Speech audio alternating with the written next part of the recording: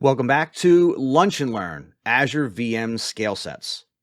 In this lecture here, we'll dive into some scaling strategies for Azure VM scale sets.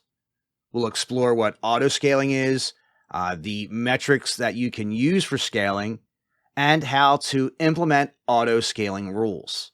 So let's get started. First, what exactly is autoscaling? Well, autoscaling is a feature that automatically adjusts the number of instances up or down based on conditions that you define. It's basically like having an autopilot for your scale set. In other words, what autoscaling does is ensure that you have the right amount of resources running to manage the load on your application effectively. Now, there's a couple different metrics that you can use for scaling.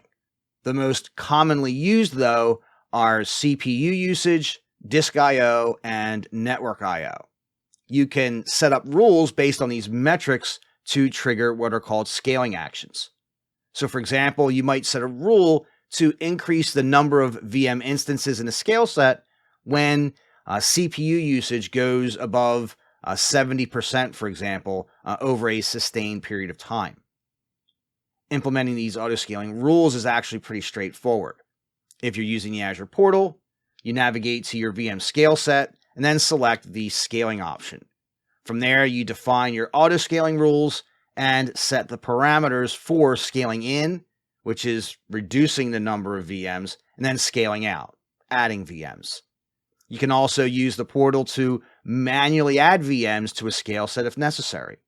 If you're comfortable with the Azure CLI and want to manually increase or decrease the number of instances in a virtual machine scale set, you can use the AZ VMSS scale command as seen here.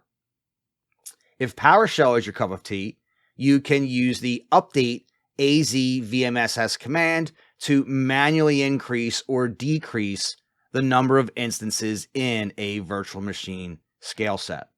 So as we wrap up this lecture, be sure to remember the role of autoscaling in Azure VM scale sets. Remember that it acts as an autopilot, if you will, for your scale sets, automatically adjusting the number of VM instances based on conditions that you define. Don't forget that Azure also offers a variety of metrics for scaling, with CPU usage, disk I/O, and network I/O being the most commonly used. You can set up rules based on these metrics to trigger scaling actions, such as increasing the number of VM instances when CPU usage exceeds a certain threshold. And then lastly, implementing scaling rules is straightforward, whether you're using the Azure portal's scaling option or the Azure CLI's AZ VMSS scale command or PowerShell's update AZ VMSS command. These key points will serve as your guide for effectively managing the scaling of Azure VM scale sets.